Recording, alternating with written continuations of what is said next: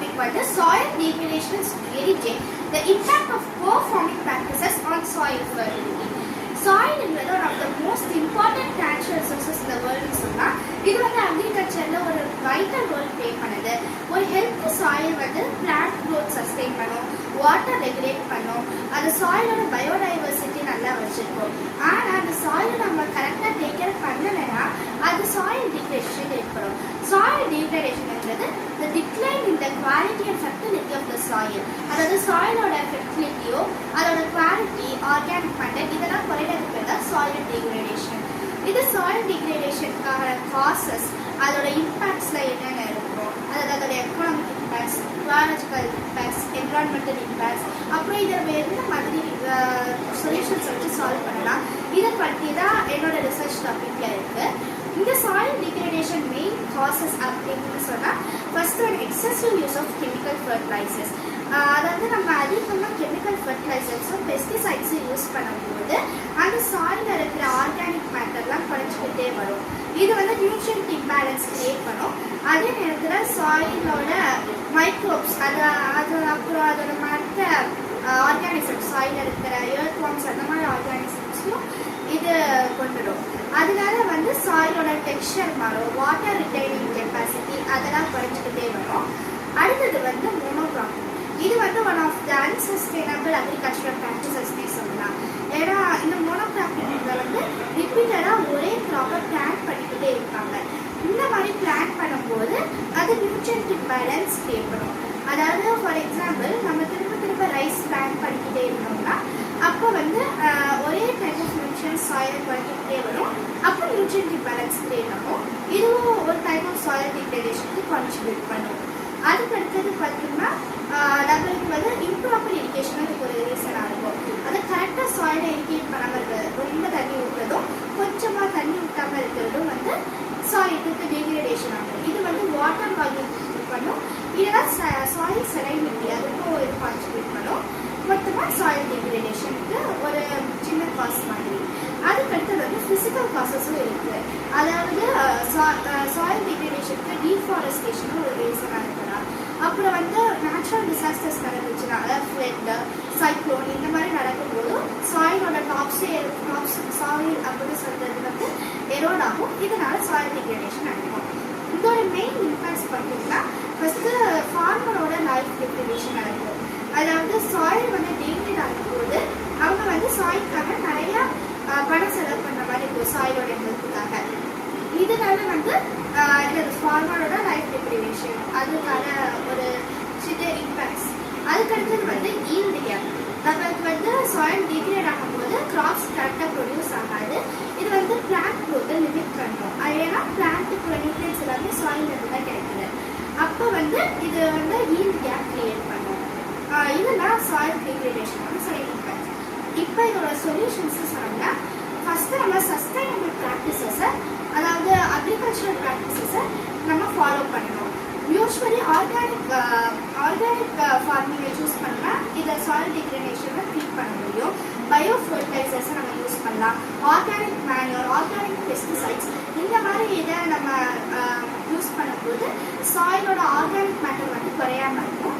இந்த மாதிரி இருந்தால் நம்மளுக்கு சாயில் டிகிரேடேஷனை ப்ரிவென்ட் பண்ண முடியும். அப்படி இல்லைன்னா நம்ம இந்த மாதிரி கெமிக்கல் ஃபர்டிலைசர்ஸ் அப்புறம் பெஸ்டிசைட்ஸ் வந்து கரெக்டான அமௌண்ட், அதாவது ரெக்கார்ட் அமௌண்ட்டை வந்து இதை நம்ம அப்ளை பண்ணுறோம். இப்படி பண்ணோன்னா கூட சாயில் டிகிரேடேஷன் தடுக்க வாய்ப்பு இருக்கு. இந்த மாதிரி நம்ம கொஞ்சம் ப்ராக்டிசஸையும் சஸ்டைனபிள் அக்ரிகல்ச்சரல் ப்ராக்டிசஸையும் யூஸ் பண்ணால் சாயில் டிகிரேடேஷனை தடுக்க முடியும். இப்போ அவங்கள்ட்ட இருக்கிற டவுட்ஸ் அது மாதிரி ஏதாவது இருந்தால் சொல்லலாம்.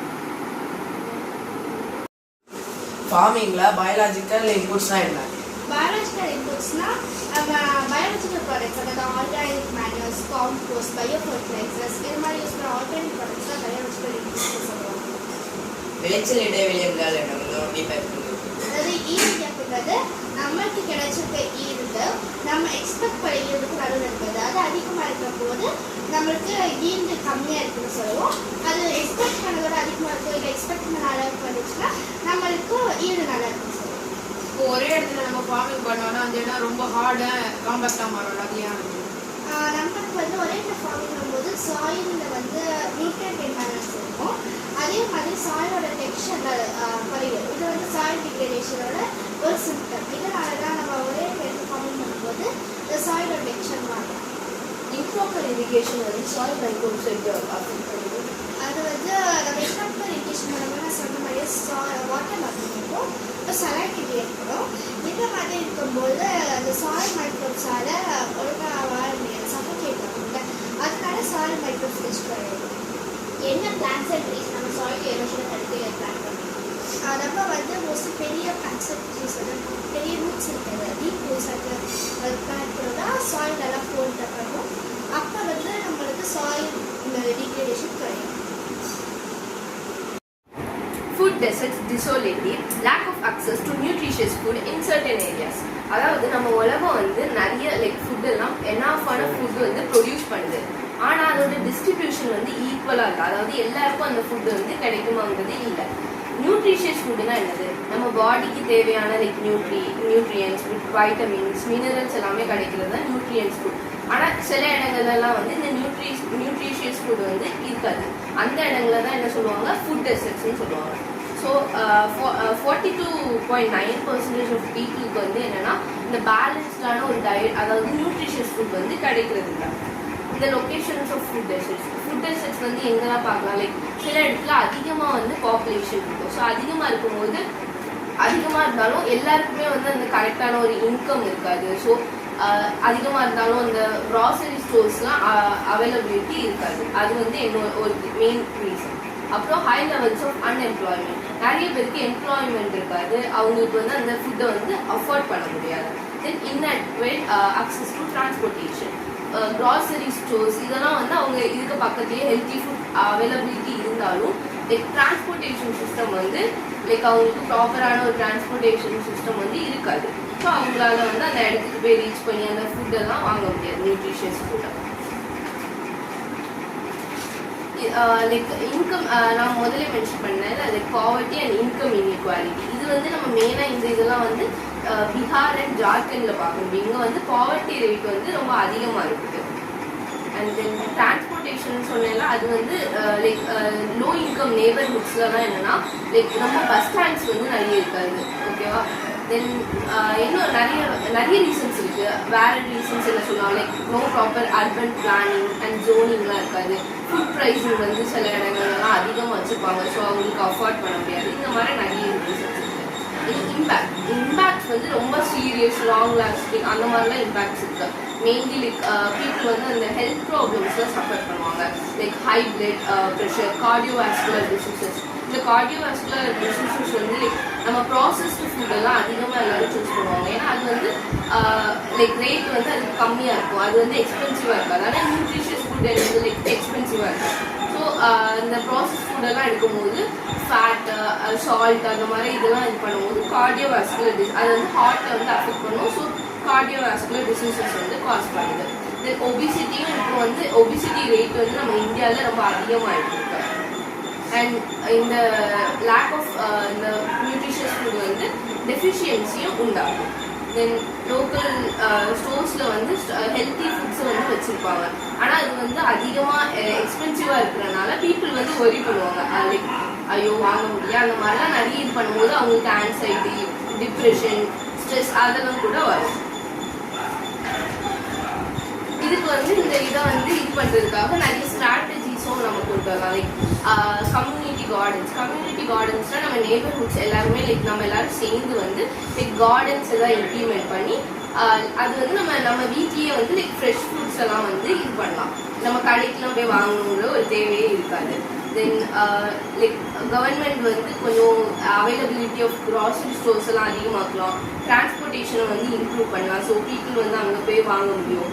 தென் mobile grocery trucks or farmers. Mobile grocery trucks or ஃபார்மர்ஸ்னால் என்னன்னா நீங்கள் தான் பார்த்துருப்பீங்க, சிலவெல்லாம் அந்த வண்டியிலேயே வந்து ஃப்ரூட்ஸ் வெஜிடபிள்ஸ் எல்லாம் விற்கிறதுக்கு அந்த இடத்துக்கு போய் விற்பாங்க. ஸோ இதெல்லாம் இன்னும் கொஞ்சம் அதிகமாக்கணும்னா பீப்புளுக்கு வந்து ஈஸியாக அக்சஸ் வந்து கிடைக்கும். அண்ட் நம்ம வந்து ஸ்கூலில் வந்து நிறைய ப்ரோக்ராம்ஸ் அவேர்னஸ்லாம் ஏன் இந்த நியூட்ரிஷியஸ் ஃபுட் ரொம்ப முக்கியம் நம்மளுக்கு அதெல்லாம் இம்ப்ரூவ் பண்ணும்போது பீப்புளுக்கு நல்லா புரியும் இதுக்கெலாம் ஏன் பண்ணணும் அப்படிங்கிற ஒரு இது வந்து அவேர்னஸ் அவங்களுக்கு வரும். இந்த இந்தியன் கவர்மெண்ட் வந்து நிறைய இதெல்லாம் எடுக்கிறாங்க இனிஷியேட்டிவ்ஸ். இந்த இதை வந்து குறைக்கிறதுக்காக food desert like Poshan Abhiyan. இது வந்து ஒரு நேஷ்னல் நியூட்ரிஷன் மிஷன். இது வந்து நம்ம பீப்புள் எல்லாருக்குமே வந்து நியூட்ரிஷியஸ் ஃபுட் வந்து அவைலபிலிட்டி கிடைக்கும் அப்படிங்கிற ஒரு இதுக்காக. கம்யூனிட்டி கிச்சன்ஸ் நம்ம தமிழ்நாடுல வந்து அம்மா உணவகம் வந்து இங்கே வந்து லோ ப்ரைஸ்லேயே வந்து நியூட்ரிஷியஸ் ஃபுட் வந்து நமக்கு கிடைக்குது. And ICDS integrated child development services. இது வந்து சில்ட்ரன்ஸ்க்கு வந்து மோஸ்ட்லி வந்து எய்ம் பண்ணுறது என்னன்னா சில்ட்ரனுக்கு வந்து நியூட்ரிஷியஸ் ஃபுட் கிடைக்கணுன்றதுக்காக. தென் பிஎம் போஷன் இது வந்து ஸ்கூல், அதாவது கவர்மெண்ட் ஸ்கூல்ஸ், கவர்மெண்ட் எய்டட் ஸ்கூல்லலாம் ஸ்டூடெண்ட்ஸ்க்கு வந்து மிட் டே மீல்லாம் கொடுக்குறாங்க. ஃபுட் டெசர்ட் எப்படி ஒபிசிட்டி காஸ் பண்ணுது? ஃபுட் டெசர்ட்னா என்னது? Lack of access to nutritious food. இந்த நியூட்ரிஷியஸ் ஃபுட் இல்லாமல் இருக்கும்போது பீப்புள் வந்து like processed food like grocery ஸ்டோர்ஸ்லாம் விற்பாங்களா, அதில் வந்து ரிலே பண்ணுவாங்க. அந்த ப்ராசஸ் ஃபுட்லலாம் வந்து ஹை கேலரிஸ் இருக்கும். ஸோ இது வந்து ஒபிசிட்டியை வந்து காஸ் பண்ணும். ஃபுட் டெசர்ட்ஸில் வந்து எதுக்கு கார்டியோவாஸ்குலர் டிசீஸ்லாம் ரொம்ப காமனாக இருக்குது மற்ற ஏரியாஸில். அதே சேம் தான் லைக் ப்ராசஸ்ட் ஃபுட்டில் வந்து அதிகமாக ரிலை பண்ணும்போது லைக் சால்ட் இன்டேக் எடுப்பாங்க, ஒபிசிட்டி கூடும். இதெல்லாம் கூடும் போது வந்து அது வந்து ஹார்ட் அஃபெக்ட் பண்ணும். அது வந்து லைக் கார்டியோவாஸ்குலர் டிசீஸஸ் வந்து இன்க்ரீஸ் பண்ணும். அர்பன் அக்ரிகல்ச்சர்னா என்னது? அர்பன் அக்ரிகல்ச்சர்னா அர்பன் ஏரியாஸ்ல சில வீட்லலாம் வந்து அவங்க வீட்லயே வந்து லைக் டெரஸ்ல பேக்யார்ட்ஸ்லாம் வந்து லைக் ஸ்மால் ஏரியாஸ்ல ஃபார்மிங் பண்றது, வீட்லயே வந்து லைக் ஸ்மால் அனிமல்ஸ் எல்லாம் ரைஸ் பண்றது, ஃப்ரூட்ஸ் வெஜிடபிள்ஸ் எல்லாம் வளர்க்குறது. ஃபுட் டெசர்ட்னால ஸ்டண்டிங் எதனால ஏற்படுதுன்னு சொல்ல முடியுமா? ஃபுட் டெசர்ட்னால like nutritious food availability, like nutritious food வந்து கண்டினியூஸாக எடுக்க மாட்டாங்க சில்ட்ரன்ஸ். அதனால அவங்களுக்கு வந்து ஸ்டண்டிங் ஏற்படுது. அதனால லைக் ஃபிசிக்கல் க்ரோத், பிரெயின் டெவலப்மெண்ட்லாம் வந்து டிக்ரீஸ் ஆகும். ஐசிடிஎஸ்னா என்ன? ICDS integrated child development service. இது வந்து நம்ம இந்தியாவில் இருக்கிற ஒரு programme which aims at like சின்ன பிள்ளைங்களுக்கு அப்புறம் உமன்ஸ்க்குலாம் வந்து நியூட்ரிஷியஸ் ஃபுட்டை வந்து ப்ரொவைட் பண்ணுறதுக்கான ஹெல்த் கேர், எஜுகேஷன் சப்போர்ட்லாம் ப்ரொவைட் பண்ணுறாங்க. வேஸ்ட் இம்பேக்ட் சாட்டிஸ்ஃபேக்ஷன், அதாவது ஃபுட் வேஸ்ட்டில் வந்து நம்ம எதனால ஹேப்பன் ஆகுது, அதோட இப்போ இதோடைய தன்மை என்ன, அதை பற்றிலாம் இருக்கு. Discarding edible and safe food. Food waste வந்து நம்ம எடிபிள் சேஃப் ஃபுட்லாம், எடிபிளான ஃபுட்டு சேஃப் ஃபுட்லாம் இது பண்ணும்போது நமக்கு வந்து நிறைய மீத்தேன்லாம் ப்ரொடியூஸ் ஆகுது. அதுக்கப்புறம் caused by over cooking, over by improper storage. நம்ம வந்து ஓவர் குக்கிங் பண்ணும்போது அதை வந்து வேஸ்ட்டில் போடுவோம் நிறைய.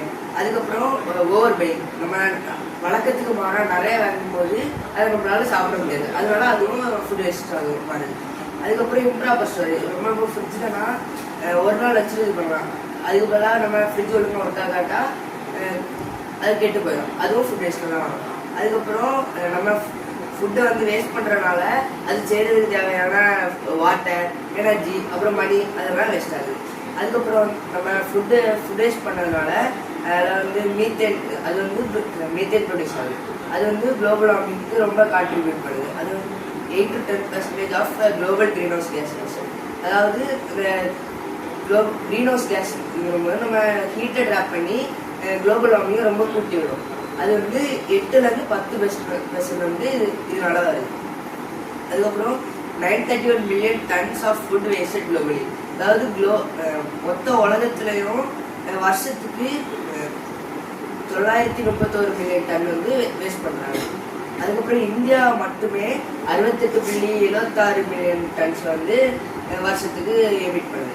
அதுக்கப்புறம் வந்து ஒரு கேபிட்டாவில் இந்தியா வந்து 50 to 55% வந்து ஃபுட் வேஸ்ட் பண்ணுது. அதுக்கப்புறம் 30-33% ஆஃப் ஃபுட் ப்ரொடக்ஷன் வந்து ஃபுட் வேஸ்ட்டாக மாறுது. இதனால வந்து நிறைய பேருக்கு தேவைப்படும்போது கிடைக்காது. அதுக்கப்புறம் ஃபுட் வேஸ்ட்டை வந்து நம்ம 3 பில்லியன் பீப்புளுக்கு வந்து ஃபீட் பண்ணலாம், ரொம்ப எடிபிள் ஃபுட்டாக இருக்குது. அதுக்கப்புறம் வந்து ஃபுட் வேஸ்ட்டோட ரொம்ப மேஜரான காசஸ் வந்து புவர் பிளான். நம்ம வந்து தப்பாட்டி யோசிச்சு நிறைய வாங்குறதுனால ஃபுட் ஆகுது. வீக் ஸ்டோரேஜ் சொன்னது மாதிரி தப்பாட்டி ஸ்டோரேஜ் பண்ணுறதுனால உடனே அதிகமாக வருது.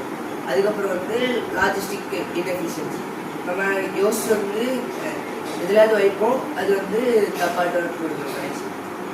Proper base planning and strategic shopping, நம்ம வந்து ஒழுங்காக பிளான் பண்ணி என்னதெல்லாம் வேணுமோ பேலன்ஸ் ரேட் எடுத்துட்டு ஷாப்பிங் பண்ணும்போது அதுக்கு தக்குன மாதிரி நம்ம ஷாப்பிங் பண்ணுவோம்.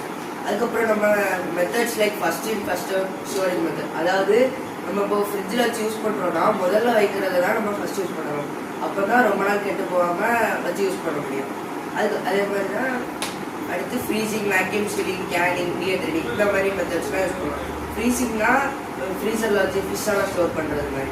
அதுக்கப்புறம் வேக்யூம் சீலிங்னா நம்ம ஏர்டைட் கண்டெய்னரில் காற்று போகாத மாதிரி இடத்துல சீல் பண்ணி வைக்கணும். அதுக்கப்புறம் டீஹைட்ரேட்டிங்னா அதை வந்து காய வச்சு கருவாட்டம் பண்ணுறது மாதிரி. அதுக்கப்புறம் cold chain system for safe trans. நம்ம வந்து டிரான்ஸ்போர்ட் பண்ணும்போது கோல்டு செயின் சிஸ்டம் வந்து பார்த்துருப்பீங்க. நம்ம மீன் பாலெல்லாம் கொண்டு போகிறது, டெக்கெல்லாம் கொண்டு போகல அது. அதுக்கப்புறம் நம்ம ஃபுட் வேஸ்ட்டை வந்து தூர போடாமல் அதை வந்து ஃபுட் பேங்க்ஸ், சேரிட்டிஸ் அதுக்கெல்லாம் கொடுக்கலாம். அதனால அவங்களுக்கு பயனடைவாங்க. அதுக்கப்புறம் surplus food can be feeded to livestock. அதாவது லைஃப் ஸ்டாக் மாதிரி நம்ம வளர்ப்போம்ல, கேட்டில், ஆடு மாடுகள்லாம், அதுக்கெல்லாம் நம்ம அந்த ஃபுட் வேஸ்ட்லாம் ஃபீட் பண்ணும்போது ஃபுட் வேஸ்ட் வந்து கொஞ்சம் பயனுள்ளதாக மாறுது. அதுக்கப்புறம் ஃபுட் ஸ்கிராப்ஸ் வந்து நம்ம பயோகேஸாக கன்வெர்ட் பண்ணி அதை வந்து குக்கிங் யூஸ் பண்ணுறோம். அதுக்கப்புறம் காம்போஸ்டாக யூஸ் பண்ணி பிளான்ட்ஸ்லாம் வளர்க்குறதுக்கு பயன்படுத்தோம். இது வந்து நல்ல உரமாட்ட பயன்படும். அடுத்து வந்து சென்சார்ஸ், ஐஓடி சென்சார்ஸ்லாம் யூஸ் பண்ணிட்டு நம்ம மானிட்டரிங் பண்ணும்போது ஃபுட் வேஸ்ட் வந்து ரொம்ப ரெடியூஸ் ஆகும். அதுக்கப்புறம் பஃபெட் சிஸ்டம்லாம் பார்த்துருப்பீங்களா, நிறைய பேர் தேவைக்கு அதிகமாக வாங்கிட்டு வேஸ்ட் பண்ணிடுவாங்க. அதை வந்து நம்ம மேரேஜ் ஹால்ஸ்லாம் ரெடியூஸ் பண்ணலாம். வேறு வந்து கவர்மெண்ட்ஸ் வந்து சில இனிஷியேட்டிவ் எடுக்குது. No food waste, Robin Hood army அந்த மாதிரிலாம் இனிஷியேட்டிவ்ஸ் எடுக்குது. அதுக்கப்புறம் இந்த மாதிரி நம்ம சஸ்டைனபிள் மேனேஜ் பண்ணும்போது ரொம்ப ரிசோர்ஸும் இந்த எமிஷன்ஸ், மீத்தேன் அந்த மாதிரிலாம் எமிஷன்ஸ் ரொம்ப குறையும். ஃபுட் வேஸ்ட் என்விரான்மெண்ட்டை எப்படி பாதிக்குது? இந்த ஃபுட் வேஸ்ட் வந்து டீகம்போஸ் ஆகுறதுனால அங்கேருந்து மீத்தேன் வருது. அது வந்து குளோபல் வார்மிங் கான்ட்ரிபியூட் பண்ணி என்விரான்மெண்ட்டை பாதிக்குது. மீதி வந்து ஃபுட்டை நம்ம எப்படி யூஸ் பண்ணலாம்? மீதி வந்த ஃபுட்டை வந்து நம்ம கம்போஸ்ட் பண்ணி அதை வந்து பயோகேஸ் யூஸ் பண்ணலாம். இல்லாட்டா அந்த கேட்டில்ஸுக்கு, லைஃப் ஸ்டாக்குக்கெல்லாம் கொடுத்துடலாம். ஃபார்மர்ஸ் எப்படி இந்த ஃபுட் லாஸை ப்ரிவென்ட் பண்ணுவாங்க? ஃபார்மர்ஸ் வந்து அந்த பூச்சியெல்லாம் அடிக்காமல் அந்த மாதிரிலாம் பாதுகாத்து ஹார்வெஸ்டிங்லாம் உடனே கொடுத்து அந்த மாதிரி ப்ரிவென்ட் பண்ணலாம். புவர் டிரான்ஸ்போர்ட்டேஷன் வந்து ஃபுட் லாஸ்க்கு எப்படி கான்ட்ரிபியூட் பண்ணுது? புவர் டிரான்ஸ்போர்ட்டேஷனால ஃபுட்டு வந்து ரொம்ப அடியாங்கிறது, அதனால வேற வெயில்னாலலாம் வந்து பாதிப்படைகிறதுனால ஃபுட் வேஸ்ட். பூச்சி மற்றும் நோய்களால் பயிர் இழப்புகள். இப்போ உலகளாவிய வேளாண்மை துறையில பூச்சிகளும் நோய்களும் மிகப்பெரிய அழுத்தத்தை ஏற்படுத்துது. இது வந்து பயிர் விளைச்சலை குறைக்கிறது. அதுக்கப்புறம் உணவு பாதுகாப்பை குறைக்குது. அப்புறம் உணவு மற்றும் வேளாண்மை அமைப்பு FAO அப்புறம் மற்றும் பல அறிவியல் ஆய்வாளர்களின் அந்த அவங்க சிந்தனைப்படி இந்த உலகளாவியல்ல முக்கியமான நிறைய பயிர்கள் வந்து நிறைய % லாஸ் ஆகுது. அதுக்கப்புறம் இந்த எத்தனை % ஆஃப் பயிர்கள் லாஸ் ஆகுது, அதுக்கப்புறம் அது அதோட ரீசன், அது என்னென்ன பூச்சி என்னென்ன பெஸ்ட் அது லாஸ் ஆகுது பத்தி என்னோட ரிசர்ச்லேயே நான் பார்க்க போறோம். உலகளாவிய விதை இழப்புகள் பரப்பளவு. விதை இழப்புகள் என்பது என்னன்னா, விதை வந்து உற்பத்தி செய்வதிலிருந்து அது கடைசி இறுதி பயன்பாடு வர நம்ம அதை விதைக்கிறது, அது க்ரோ ஆகுறது, அப்படி அதுல வர வேஸ்ட், அதுல வரும்போது அது நாசம் ஆகுறதுதான் சீட் லாஸ். இப்போ அந்த சீட் லாஸ் வந்து 3 நிலைகள்ல நடக்கும். அதாவது ஃபர்ஸ்ட் வந்து அறுவடைக்கு முன்னிலைனா நம்ம இந்த விதையை விதைப்பதற்கு முன்னாடி, அதுக்கப்புறம் அந்த விதை வந்து நல்லா க்ரோன் ஆக்குற பிறகு அது நடக்கிறது தான். இப்போ இந்த ஸ்டேஜ்ல இதுக்கு என்னென்ன டிசீஸ் இதை அட்டாக் பண்ணுதுன்னா, பூச்சி, அதுக்கப்புறம் கொடிகள், ஊட்டச்சத்து குறைபாடு, மோசமான காலநிலை. இதனால விதையோட வளர்ச்சி குறையுது, விதையோட உயிர்த்தன்மை குறையுது, அதுக்கப்புறம் விளைச்சலும் குறையுது. அதுக்கப்புறம் அறுவடை நிலை, அதாவது ஹார்வெஸ்ட் ஸ்டேஜ். இந்த ஸ்டேஜ்ல இதுக்கு என்னென்ன இழப்புகள் நடக்குதுன்னா, தாமதமாக நம்ம தாமதம் இல்லாட்டி தவறான அறுவடை. இப்போ சில டைம் நம்ம லேட்டா இல்லாட்டி தப்பான அறுவடை பண்ணோம்னா அந்த கிராப்ஸ் வந்து மொத்தமா நாசம் வேணும். அதுக்கப்புறம் விதை சிதறல். இப்போ சில டைம் நம்ம அந்த விதை எடுக்கும்போது அந்த விதை அங்கேயுமா கீழே விழுந்துடும். அப்போ அந்த விதையை நம்ம எடுக்காம அப்படியே போயிடும், இல்லாட்டி அந்த விதை அங்கே இருந்து நாசம் வேணும். அதுக்கப்புறம் விதை வீணாக போகுது. இயந்திர சேதம். சில டைம் நம்ம மிஷின்ல சீட் பண்ணும்போது அந்த மிஷின்ல அங்கேயுமா மாட்டேன் அந்த விதை நாசம் வேணும். அதுதான் அந்த இயந்திர சேதம். அதுக்கப்புறம் அறுவடைக்கு பிந்தைய நிலை, போஸ்ட் ஹார்வெஸ்ட் ஸ்டேஜ். இந்த அறுவடைக்கு பின்னான நிலையில இழப்புகள் ஏற்படுறது எப்படின்னா தவறான உலர்தல், தவறான கையாளுதல், அதுக்கப்புறம் அந்த நம்ம அதை தவறான முறையில் அதை போடுறது, அதுக்கப்புறம் விதைகள் பாதிப்புக்கும் பூச்சிகள் மற்றும் நோய்கள். சேமிப்பு பூச்சிகள்னா அந்த சேமித்து வச்ச இடத்துல அந்த அட்டாக் பண்ற பூச்சிகள். அதுல என்னன்னா பீட்டில்ஸ், பட்டாம்பூச்சி, அடுத்த வீவல்ஸ். அதுக்கப்புறம் வயல்வெளி பூச்சிகள், அந்த வயல்ல இருக்கும்போது அதை அட்டாக் பண்ற பூச்சிகள் என்னன்னா அப்பீட்ஸ், வெள்ளை ஈக்கள், அதுக்கப்புறம் பாட் போரர்ஸ். அப்புறம் பூஞ்சை நோய்கள்னா ஃபங்கி, அந்த நோய்கள். அதெல்லாம் என்னன்னா powdery mildew, dowry mildew, rust, அதுக்கப்புறம் பிளைட். விளைச்சல் குறைவு. இப்போ சில பூச்சிகள் வந்து இந்த விளைச்சல் குறைவாக்கும், அடுத்தது சில விளைச்சலை எது மேஜரா குறைக்குது அதெல்லாம் பூஞ்சை நோய்கள், அதுக்கப்புறம் பூச்சிகள், அப்படிப்பட்டதெல்லாம் அதை மேஜரா அந்த விளைச்சலை குறைக்குது. அதுக்கப்புறம் இந்திய தேசிய அளவிலான மதிப்பீடு என்னன்னா இந்தியால வருஷத்துல 15% 30% வரைக்கும் விளைச்சல் நடக்குது. அதுல அந்த வருடத்துல 2 லட்சம் கோடி வரைக்கும் ஃபுட்டும் அந்த கிராப்ஸ் எல்லாம் லாஸ் ஆகுது. அதுக்கப்புறம் ஆய்வு, உணவு செயலாக அமைச்சரின் ஆய்வு. இது வந்து அந்த ஆய்வு அந்த ஃபுட்டு அவங்க விளைச்சல் பண்ணும்போது எவ்வளவு லாஸ் ஆகுது, அவங்களுக்கு எவ்வளவு அதுல பெர்சன்டேஜ் வந்து அவங்களுக்கு கெயின் ஆகுது, அதுக்கப்புறம் அந்த ஃபுட்டு வந்து எவ்வளவு பெர்சன்டேஜ் அந்த பெஸ்ட் டிசீஸ்லாம் நாசமாக்குது, அதுக்கப்புறம் அவங்களுக்கு எவ்வளவு ஃபுட்டு நார்மலாக அவங்களுக்கு நல்ல இதெல்லாம் குவாலிட்டியில் கிடைக்குது, அதுதான் இதெல்லாம் கொடுத்துருக்கு. அதுக்கப்புறம் பிராந்திய வேறுபாடுகள். பூச்சி மட்டும் நோய் தாக்கம் எல்லா பகுதிகளிலும் ஒரே மாதிரி இல்லை. சில இடத்துல பூச்சி வந்து மொத்த கிராப்ஸை நாசமாக்கிடும், சில இடத்துல பாதி கிராப்ஸை நாசமாக்கி அது அந்த கொஞ்சமா சில டைம் மொத்தமாக நாசமாக்கிடும், இல்லாட்டி கொஞ்சமா அதை பொறுமையா தின்னு அதை நாசமாக்கும். அதுதான் இதுல கொடுத்துருக்கு. அதுக்கப்புறம் இழப்புகளுக்கான காரணிகள் நான் ஃபர்ஸ்டே சொன்னேன், அது பூச்சி வகைகள், அதுக்கப்புறம் நிறைய டிசீஸ் ஃபங்கி, அதனால அது ஏற்படுது. அதுக்கப்புறம் காலநிலை மாற்றம். இப்போ சில இதெல்லாம் வந்து அந்த காலநிலைக்கு அதுக்கு நிறைய ஈல்டு இருக்கும். அடுத்த அந்த சீசன் முடிஞ்சோடனே அது லோ ஈல்டு வரும். அடுத்த சில டைம் இந்த சில சீசனுக்கு நிறைய டிசீஸ் வரும். அந்த நிறைய டிசீஸ் பெஸ்ட் எல்லாம் அந்த கிராப்ஸ் அட்டாக் பண்ணும். அதுக்கப்புறம் உணவு உற்பத்தி, பயிர் இழப்புகள், உலகளாவியல் உணவு உற்பத்தியை இது பயிர் லாஸ். இப்போ நம்ம கிராப்ஸ் எல்லாம் லாஸ் ஆச்சுன்னா இப்போ நம்ம இந்த மொத்த வேர்ல்டுல 8 பில்லியன் பீப்புள்ஸ் இருக்காங்க. இப்போ நம்ம இந்தியால இருக்க பர்சனுக்கு இப்போ நம்ம ஒருவேளை நம்ம இடத்துல இருக்க கிராப்ஸ் எல்லாம் நாசமாயிட்டு அப்போ அந்த உணவு உற்பத்தி குறைஞ்சிட்டு இப்போ நம்ம கிராப்ஸ் எல்லாம் லாஸ் ஆயிடுச்சுன்னா நம்ம உணவு உற்பத்தி இருக்காதுல்ல. அப்போ அந்த உணவு உற்பத்தினால நிறைய பேருக்கு சாப்பாடு போதுமான இது கிடைக்காது, ஏழை மக்களுக்கு அதிகமா சாப்பாடு கிடைக்காது. அதுக்கப்புறம் பொருளாதார தாக்கம். இப்போ இந்த பொருளாதார தாக்கம்னா இப்போ சில பேர் இந்த ஃபுட்டெல்லாம் எடுத்துட்டு வந்து நிறைய இடத்துல விற்பாங்கல்ல.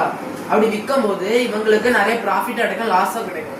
அப்போ இவங்களுக்கு இந்த கிராப்ஸ் வந்து நிறைய டிசீஸ் ஆகி இருந்தால் இப்போ அது வாங்கவும் மாட்டாங்க. இது நல்ல டிசீஸா இருக்கு, இது இப்படி இருக்கு, நாங்கள் வாங்கவும் மாட்டோம். சில பேர் அப்படி பண்ணுவாங்க.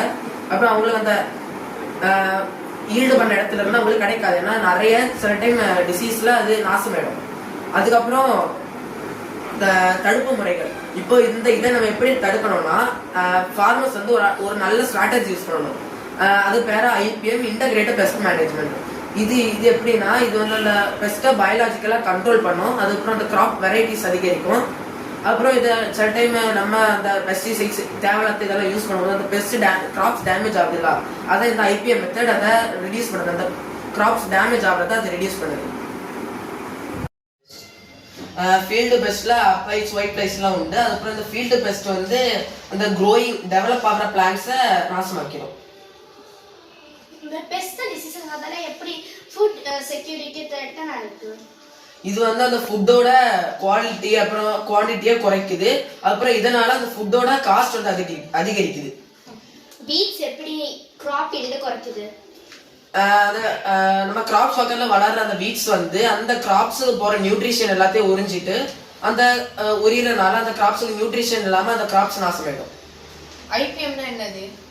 IPMனா இன்டகிரேட்டட் பெஸ்ட் மேனேஜ்மெண்ட். அது வந்து ஒரு ஸ்ட்ராட்டஜி. அது எதுக்கு யூஸ் ஆகும்?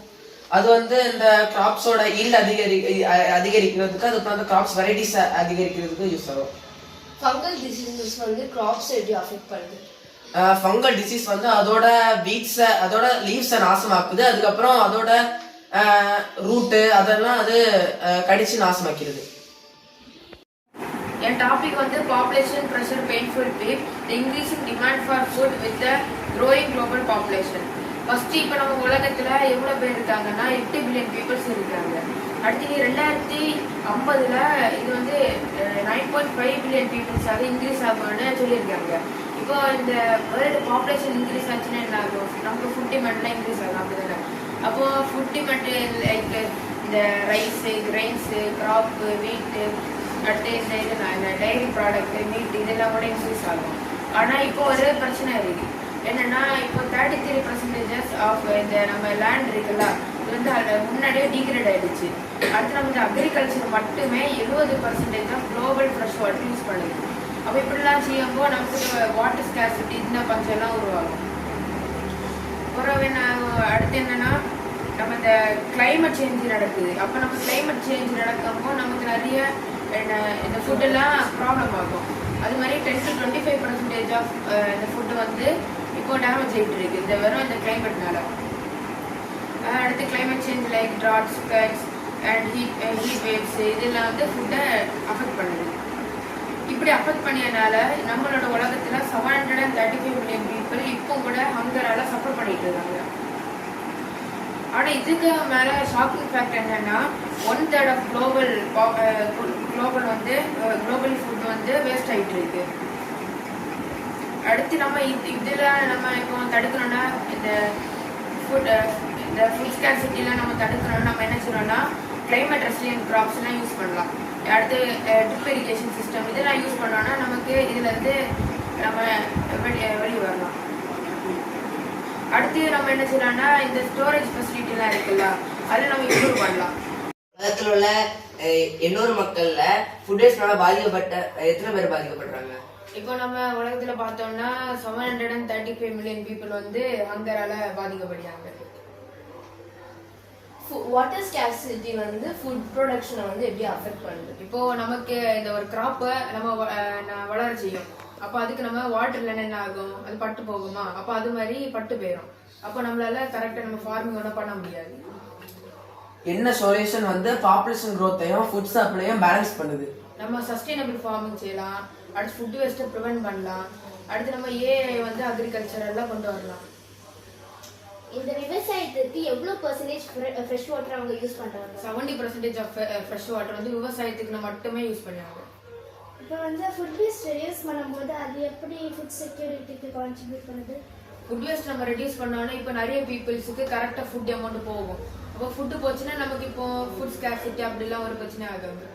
அப்போ எல்லாருக்கும் சஸ்டைனபிளாக கிடைக்கும். Supply chain strategy, vulnerabilities in food distribution. முதல்ல ஃபுட் டிஸ்ட்ரிபியூஷனா என்ன? நம்ம இப்போ தயாரிக்கிற ஃபுட்டை நம்ம ஃபேக்ட்ரிஸ்ல இருந்து ஒவ்வொரு பேருக்குமே டிஸ்ட்ரிபியூட் பண்ணுறதா ஃபுட் டிஸ்ட்ரிபியூஷன். அதில் முதல்ல நம்ம சப்ளையர்ஸ் முதல்ல தொடங்குவோம். ஏன்னா அந்த ஃபேக்ட்ரிக்கு வந்து ரா மெட்டீரியல் சப்ளை பண்ணுவாங்க. அந்த ரா மெட்டீரியலை ஃபேக்ட்ரியிலேருந்து மேனுஃபேக்சர் குட்டாக்கி அதை வந்துட்டு நம்ம ரீட்டைல் ஷாப்ஸுக்கு டிஸ்ட்ரிபியூட் பண்ணுவோம். அப்போ அந்த டிரான்ஸ்போர்ட்லேருந்து ரீட்டைல் ஷாப்ஸுக்கு டிஸ்ட்ரிபியூட் பண்ணதை கஸ்டமர்ஸ் வாங்குவாங்க. இதை தான் நம்ம ஃபுட் டிஸ்ட்ரிபியூஷன் சொல்லுவோம். ஃபுட் டிஸ்ட்ரிபியூஷன் இண்டஸ்ட்ரி வந்துட்டு ஒரு முக்கியமான ரோல் வகிக்கிறாங்க இந்த கன்சியூமர்ஸ், அதாவது கஸ்டமர்ஸ்க்கு நல்ல ஃபுட், குவாலிட்டியான ஃபுட்டை கொடுக்கறதுக்கு. சில விஷயங்கள் ஃபுட் டிஸ்ட்ரிபியூஷன் சிஸ்டத்தை பாதிக்கிறது. அதை நம்ம 6 மேஜர் இதாக பிரிக்கலாம்: environmental, logistical, economical, geopolitical, technical and work force. முதல்ல என்விரான்மெண்டல்னு சொல்லும்போது நம்ம டிசாஸ்டர்ஸ் சொல்லலாம். ஃப்ளட், சுனாமி, இப்படி டிசாஸ்டர்ஸ் சொல்லலாம். இந்த ஃப்ளட்டெல்லாம் வரும்போது நம்ம வயல் எல்லாமே நாசமாயிடும். அதனால நம்மளால கிராப்ஸ் அறுவடை பண்ண முடியாதனால டிஸ்ட்ரிபியூட் பண்ண முடியாது. இது ஒரு இதை மட்டும் வரும். இன்னொன்று எக்கனாமிக்கல், போதுமான பணம் இல்லாதது. போதுமான பணம் இல்லாதப்போ நம்மளால இந்த வெஹிக்கிள்ஸை வாடகைக்கு எடுக்க முடியாது. அப்புறமா விற்கிறதுக்கு அவங்க டிரைவர்ஸ் எல்லாரும் ஒத்துழைக்க மாட்டாங்க. அடுத்து ஜியோபொலிட்டிக்கல், இந்த வார் எல்லாம் நடக்கும்போது நம்மளால ஹார்வெஸ்ட் பண்ணவும் முடியாது, கிராப்ஸ் விற்கவும் முடியாது. அடுத்தது கொஞ்சம் கவர்மெண்ட் ஸ்கீம்ஸ் வந்து இந்த ஃபுட் டிஸ்ட்ரிபியூஷன் சிஸ்டத்தை நடத்துறதுக்கு. அது வந்து national food security act, AAY, PMGKAY, universal PDS அப்ரோச்னு கொஞ்சம் government schemes.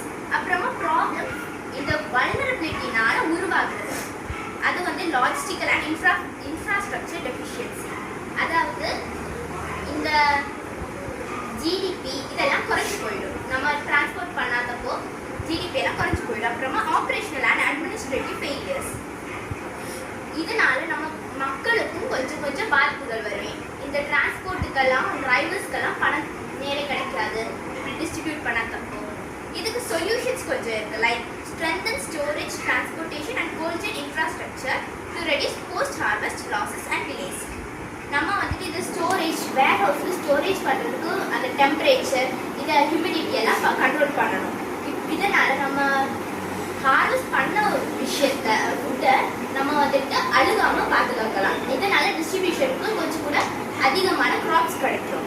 Promote digital food supply chain management. அதாவது லைக் ஜிபிஎஸ் ட்ராக்கிங், வேர் ஹவுஸில் என்னெல்லாம் ஸ்டாக் இருக்குது, என்னெல்லாம் இல்லை, இப்படியெல்லாம் நம்ம டெக்னாலஜி வச்சு பண்ணலாம்.